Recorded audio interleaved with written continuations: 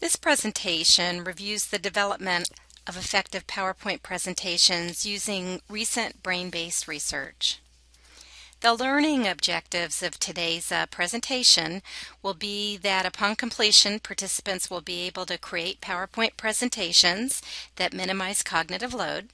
They'll be able to create PowerPoint presentations using the Beyond Bullet Point design, and they'll be able to create PowerPoint presentations that have images that closely align with the topic of the slides. So let's talk a little bit about the current state of PowerPoint for presentations. So today, PowerPoint's become a ubiquitous tool that's part of almost all classroom and business presentations. Microsoft PowerPoint's now the most commonly used software when given presentations.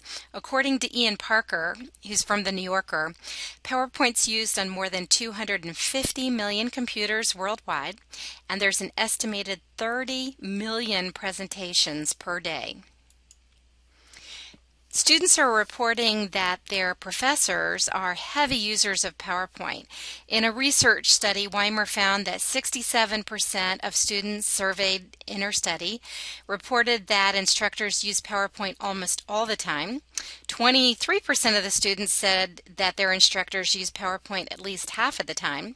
And 10% of the students said that their instructors used PowerPoint less than half of the time. So this study really shows that almost all instructors are using PowerPoint these days.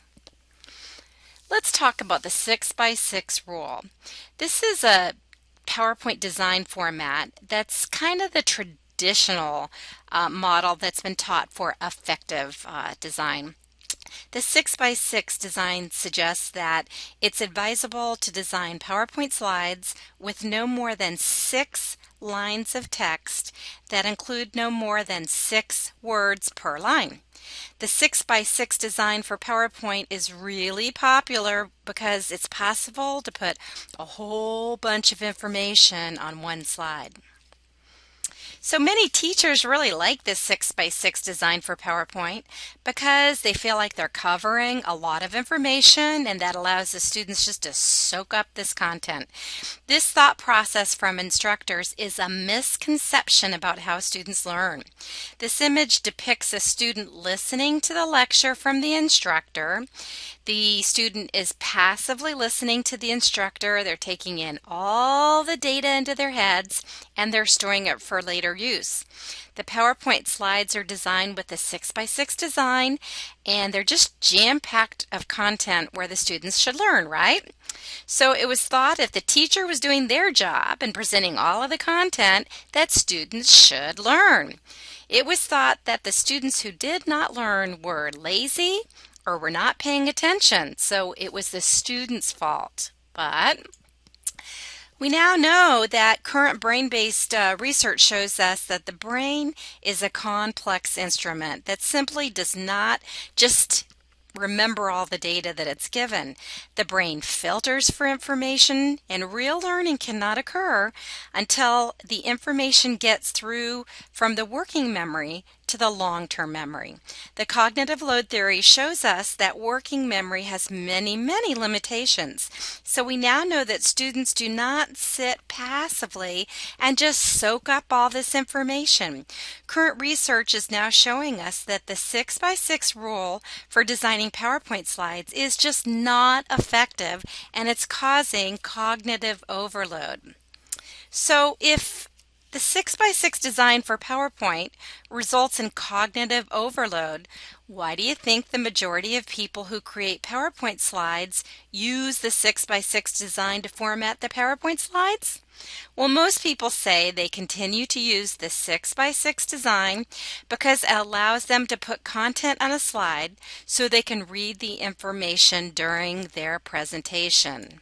But the 6x6 design results in presenters reading their content during the presentations, which is presenter-oriented, instead of designing presentations that are audience-oriented. Many presenters using PowerPoint as a crutch end up with their backs to the audience, and they just read the bulleted text as it slides in.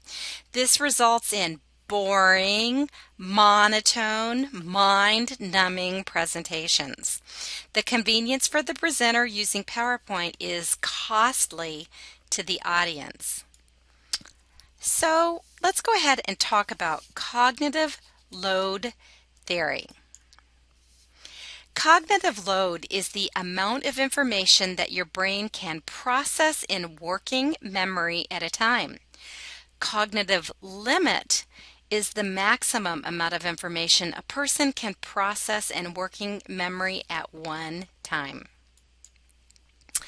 George Miller's 1956 paper identified the limits that our capacity for processing information, where he proposed that humans can only hold 5 to 9 pieces of information in working memory at a time.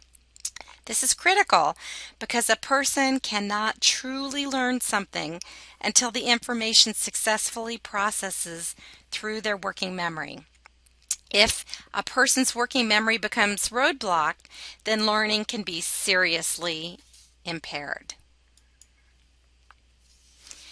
John Sweller developed the cognitive load theory to provide specific recommendations to improve the design of presentations to reduce cognitive load. Sweller recommended creating presentations that don't put a heavy load on a person's working memory. He also recommended adding auditory as well as visual information for presentations. Sweller recommended organizing information in schemas to allow an audience to chunk up the data to process more information for effective information storage. So let's talk about how people learn. This image is a pictorial that summarizes how cognitive load affects how people learn. Memory is not a simple single function where information can simply be poured into. There are 3 distinct memory processes that a human being needs to use in order to be able to remember information. So let's talk about the first one, sensory information. This is where the brain receives information through their senses, like seeing information, hearing information, sensing, smelling, touching. So the brain has the ability to process huge amounts of information through sensory memory. Information is processed through sensory memory and it's sent to a person's working memory or short-term memory. So this is the second type of memory is called working memory. Once the information gets to the working memory or short-term memory, your brain processes by making judgments about what's important, what's relevant, and what's significant about the information. The working memory makes a determination if it should process the information and send along to the long-term memory. The short-term or working memory has severe limitations on its capacity, can usually only hold about 5 to 9 chunks of data before it becomes saturated, and a person just simply cannot concentrate on any more information. So short-term memory can also only hold information for short and limited amounts of time. Processes can be slowed down further when it becomes necessary for short-term memory to make judgments or make connections to the material. If it's trying to sort out, trying to determine, is this information relevant to me? Is it important? Do I need to know it for the test? So while the short-term memory is trying to process all the information, a person may tune out everything else that's going on until their brain gets caught up. So the third type of memory is long-term memory. After the brain has judged, the short-term memory has said, yep, that information is worth saving. It sends it along to the long-term memory. So there's really no practical limits on the amount of information that can be stored in your long-term memory. The challenge comes in getting the information processed through that short-term memory and passed along to it. And then once it's there, the other challenge is finding ways to retrieve the data. The long-term memory saves data not on what actually was there in sensory information, but what they thought was there. So, if the information was improperly processed, That's the way it's stored. A person's ability to retrieve the information is strengthened when numbers of locations in which the information is stored is increased and the connections between these pathways of information is strengthened in the storage of the brain. So what does this all mean, and how does this tie to the beyond bullet point design way of designing PowerPoints? The beyond bullet point design, BBP design, was developed by Richard Mayer and Cliff Atkinson. So the theories behind the development of the BBP are 1, dual channel theory, 2, limited capacity theory, 3, active processing theory. So let's talk briefly about each one of these theories. First, the dual channels theory is the concept that people have separate information processing channels for visual information and a separate one for verbal material. The visuals channel handles information presented to the eyes, such as illustrations, animations, video. The verbal channel handles information to the ears. So the power of a tool like PowerPoint is that it has the potential of taking advantage of this dual channel structure of how humans process information by presenting complementary material using the audio word, the spoken word, and the visual images, the pictures. So PowerPoint can be very, very powerful. However, the limited capacity theory is the concept that people can pay attention to only a few pieces of information in each channel at a time. So, when an illustration or an animation is presented, the learner is only able to do a few images in working memory at a time. And when narration is presented, the learner is only able to hold a few words in working memory at a time. So it's important to develop PowerPoint presentations that simplify each point and they don't overload a person's limited capacity. They focus, have one point per slide. And the third theory, the active processing theory, is the concept that the mind needs time and space to select and organize and integrate what's important. People do not blindly take in information and send it straight to long-term memory. A person processes all the information coming through their working memory, and they actively process the material. Human beings are not passive processors who blindly store information. So it's important for designers of PowerPoint to realize that their audience needs time to actively process this information. The designer needs to add as much scaffolding to allow the audience to make connections with the material so that as their short-term memory is filtering it, they can make those connections and they can see what's important to them and they can send it through to long-term memory. So if the material is so far over the audience's head, it will slow down the active processing and cause severe cognitive overload. So Richard Mayer and Cliff Atkinson have developed a PowerPoint model that helps to minimize cognitive load. The theory, the BPP, was designed on the cognitive load theory. It's called Beyond Bullet Point Design, and they have 5 suggestions in helping PowerPoint presentations to reduce cognitive load. And here they are. Suggestion number 1. The first suggestion is called the signaling principle, where it's recommended to write a clear headline that explains the main point of every slide at the top of every PowerPoint slide.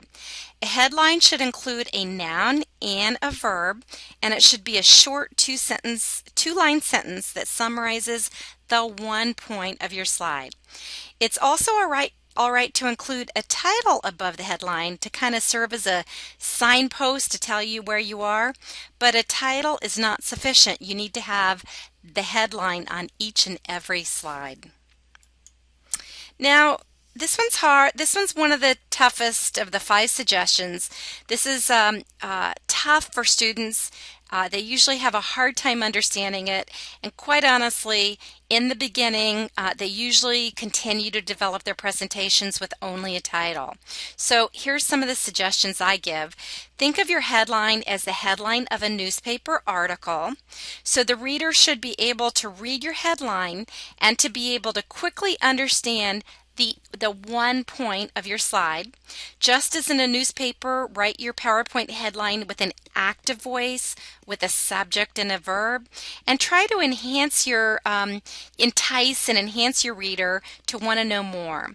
Summarize this single overriding idea of your slide using clear and conversational language. You need to keep your headline to a consistent 2-line on each and every slide, and every headline should have the same font style, the same font color, the same font size. About 40 point usually works. So by conforming to this consistent design, your audience focuses on the content of your slide and isn't forced to go through a cognitive head shift every time a new slide comes up where they try to find the headline. So it just focuses on the content and not this just completely different design. Suggestion number 2. The second suggestion is called the segmentation principle, which suggests that you need to break up your story into digestible, small bites. It's easy to get caught up in the design of any single PowerPoint slide, and you keep putting more and more and more onto one slide. This is not a good practice, and people quit listening and they shut down understanding. You should have one point of information on one slide. That is it.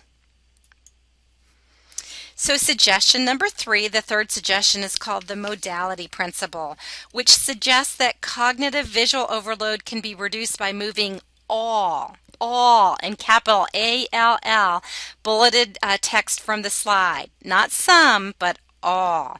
Besides your headline, all text should be removed from the PowerPoint screen.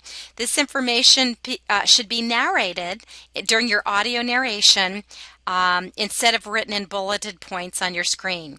Cognitive overload occurs when your audience is trying to read a screen full of text and listen to the presenter at the same time.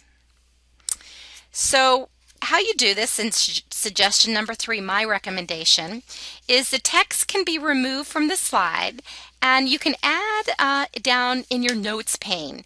And to do this, you're just going to go into the view, switch to the notes pane, and you can type it in there. This causes some people anxiety because the text on the bulleted points prompts the presenter while they're giving their presentation. But presenters can use their text in the notes pane as a prompt. Newer technology can show on the electronic screen, or they can do a hard copy print if you want to. And if the audience needs access to this detailed information, you can just put it in your notes pane, print it out, and provide it to your audience at a later date. So this can be taken care of too.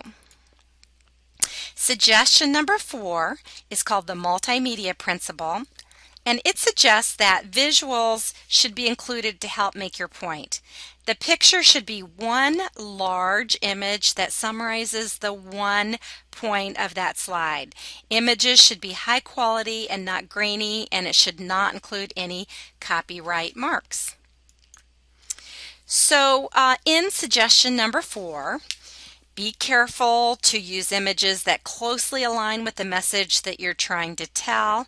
It really takes a lot of time to search for the right images, but it's really a vitally important part of the PowerPoint slide. That old adage, a picture is worth 1,000 words, is actually accurate. Research shows that using a picture to tell your story isn't just a little bit better for knowledge retention, it's significantly better. So the extra work's really, worth your effort. When looking for pictures, make sure that your images, aren't images that are just close. You want to find really ones that closely align. So don't use things that I call picture homonyms that sound like the message you're trying to get across. Be very literal and find an image that closely aligns with your message. So if you look at this image, these two pictures up above here, in this example, the author was trying to make the point about toxic leadership. So on the left, they used an image that's a picture homonym because they used toxic waste, which kind of sounds like a toxic leader, but it is not close enough. What you want to do is you find the one on the right is a better example because this is a literal representation of a toxic leader, and it aligns closer to the point that you're trying to make. So these are the type of images you want to use in your presentation. So the fifth suggestion is called the coherence principle, which calls for rigorously removing every element that doesn't support that main one idea of the slide. This means extraneous elements such as animated bullet points, moving animations, logos, distracting themes, or colored backgrounds should be removed. So a lot of people don't like to use plain white background for their PowerPoints because they tell me it's just too boring. So they want to use these templates that are built into PowerPoint. But these templates sometimes really cause cognitive overload because many of them have these really busy backgrounds, and it's just kind of simple decoration in the background, and it really distracts from the message. And another problem is that when the background image or background color make it hard for the audience to read the text, this also causes cognitive load. So be sure to pick a background that has a high contrast between the background color and the text. So dark background should have a light text, light background should have a dark text. So any items that are simply decorative or, themes in animation, things like that, you really need to remove all of that. Let's talk about some technical recommendations for implementing the Beyond Bullet Point design. So a suggestion that I give people when they're beginning to develop a presentation using the Beyond Bullet Point design is they take their time to develop just one slide. So they do their headline at the top, they do their one image, they get the background color that they want, maybe it's white, they get everything set up, and then use the exact same format for each and every slide after that. And the right way to do this would be, once you have your one slide developed, you should right-click on that slide in the outline view and then select duplicate and replicate the slide. And then what you do is you change the message in each slide, but you leave the consistent format the same. So the duplicate tool works much better than the copy tool in PowerPoint because it duplicates the background color and any other formatting in the slide. So then continue to duplicate each and every slide so that you have exact consistency from the first slide to the last slide, and you're going to get a really crisp professional presentation from the start to the finish, and it looks the same on each and every slide. Another recommendation, technical tip, is try to use consistent image types throughout your entire presentation. So this builds a unified look and feel, and it brands your entire presentation. So don't give your audience cognitive overload by having a million different kinds of images. So in this slide right here, I have 3 different types of images. The first one's an animated image, the second one's a black and white image, and the third one's a picture image. So when you're doing your presentation, try to pick, the one type of image if possible. I realize you can't do it all the time, but try to pick one and then really use it throughout your entire presentation. I've seen some really, really good presentations where people use black and white pictures throughout your entire presentation, and it really gave a really crisp, cool looking presentation. So try to do that. Also, another technical tip is the images you use in the presentation need to be of the highest quality. I get a lot of my images from Google, but when you search for your images, be sure that they're large and they don't need to be stretched or enlarged to fill the screen, or they will look grainy and look like they have low quality. So if you are using Google, when you do the search, if you take your mouse and you go over the image, it will show the size of the image, and you can go into the Google search image filter and choose to search only for large images. They'll probably be so large that they'll need to shrink, and that's perfectly fine, but you definitely don't want ones that are so small that you'll have the grainy look afterwards. And another technical tip is when you're selecting images for your PowerPoint slide, try to find images that will fit the dimensions of your slide. You don't want to have to stretch it in ways that would make it look disproportionate, like this particular picture. And if you are going to size an image, remember you can only size an image in the corner when your mouse turns into a double-headed arrow, because if you size from the sides, your image is going to look stretched and disproportionate, like this poor image does on this slide. Another technical tip is make sure that the images that you're using do not include any copyright marks or symbols on them. So if you see this copyright mark in the middle of this image, the majority of photos that come from companies that sell images will include copyright marks because they don't want people to use the images without paying them. But sometimes you have to look really closely because these copyright marks are very light. So take the time and make sure you're looking for these. Sometimes you need to find an image that has a transparent or clear image because you're putting an image on top of a colored background, or maybe it's on top of another image and you need the background to show through. So when you do that, you're going to search for what's called transparent backgrounds. To do this, when you go to search, you're going to look for a ping image, PNG. The ping images look as though they have this checkerboard background, but it doesn't show when you insert the image onto the slide. And to make this work, you're going to need to save the image to your computer, and then you insert the image onto your slide. PNG images have a transparent background, so the area surrounding the image is clear, and so sometimes that can make for a really professional look. Another technical tip is to make your slides easier to read for people with visual disabilities. Be sure the color scheme has the highest contrast possible. So you can't go wrong with a white background and a black text. If you feel the need to use one of the themes built in to PowerPoint, make sure you pick one with a consistent background. The ones that have the gradient that go from dark to light, you're not going to win because the text is going to be difficult to read. So a high contrast would have a very dark background and a light text, or a very light background and a dark text. So you can see from some of these examples that the low contrast makes it difficult to read. But with students that have visual disabilities or colorblind, it's going to be very difficult to read. So make sure that you have the highest contrast possible.